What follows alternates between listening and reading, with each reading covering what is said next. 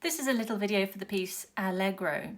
This is a wonderful piece by Thomas Attwood in the classical style. We've got a brilliant Alberti bass in the left hand. We love the Alberti bass, so it's taking a chord, in this case G major, and with the arrangement of these notes, low, high, middle, high. So that's our Alberti bass, typical of the classical period. The tempo is Allegro, so it's lively and quick, and the metronome mark is crotchet equals circa around about 126. Let's have a listen.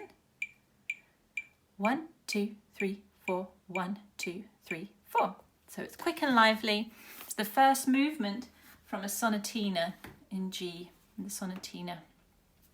So let's have a listen. I'll play it through once and then we'll have a little chat about any details of the piece of music that you need to keep an eye on. Have a look first, have a look at the technique and the details.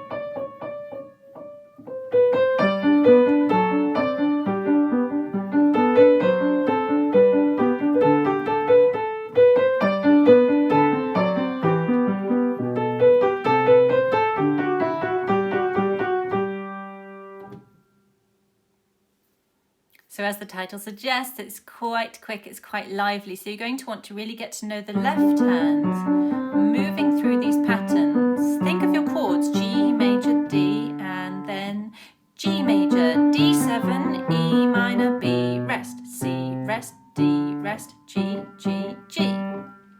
Really enjoy being clear about the ends of your notes. As pianists, we often forget that we've got to take care of the ends of the notes. We're like, oh, very well, there's a note, I've got to press a key.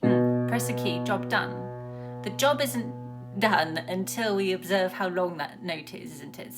So really take care of that. It's a crotchet, play, rest, play, rest, play, rest. If you find it tricky to know when to let go, just have a look through the music and decide what is the trigger point for letting go. There will be a note in the right hand, there will be a finger that you will press in your other hand that will be the point at which the left hand is releasing. So that one hand will go down, the other hand will go up. So you'll have an opposites motion. Okay, so be really clear about these crotchet rests, nice and tidy crotchet rests. We have quite a busy left hand, don't we? So we don't want that to over-dominate the texture. If I actually played the beginning of this piece with both hands forte, you're going to hear something like this.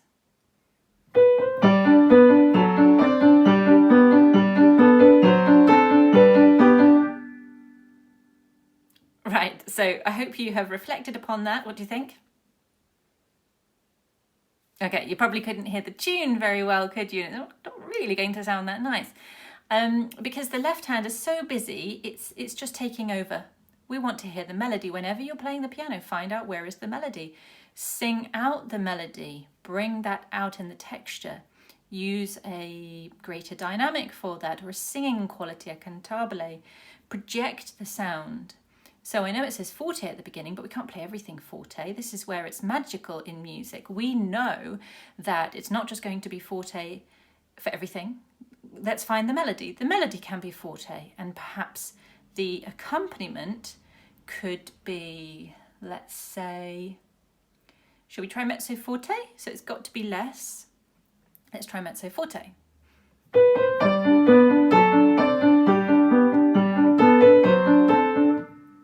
Now that might still be a bit too much in the left hand. I might even take it down a notch. So maybe let's think about the left hand being mezzo piano or piano.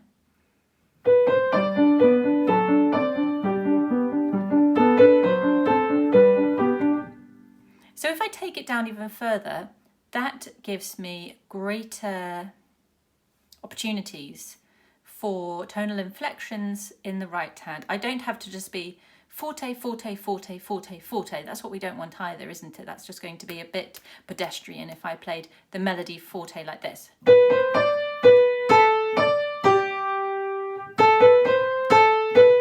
That's not nice at all either, is it? Because melody is just a musical sentence, and I wouldn't want to kind of like dramatically accentuate each of my words with force. I want to move through the sentence, I want to move through the musical phrase, find out where the interesting moments are. I'm leaning a little bit on the third beat of that bar. You certainly want to lean on the first beats. I'm leading to the D. That's my strongest note at the beginning. Less on the B. I've been using a lot of weight on A. I might adjust that later if I want to. And lead more, less, and maybe crescendo more, less, more, and lead through these. I'm leading through the repetition here to land on that third beat of the bar. I'm going to there. Always in music, you must find a sense of direction. If we end up just thinking in the note that we're playing, we lose all shape and we lose all direction. We kind of get lost, and a listener will get lost, and it ends up being a bit too static. So you can always find moments where we say the words going to there. And very often the going will be split into two syllables, going to there, depending what's happening in the music. So here I would say going to there. That's the end of that phrase in the first section, the A section. The A section returns at the end. We've got ABA form, and then in the middle we've got a contrasting piano. So if the right hand's piano, the left hand needs to be something much less. For example, let's take the left hand to pianissimo.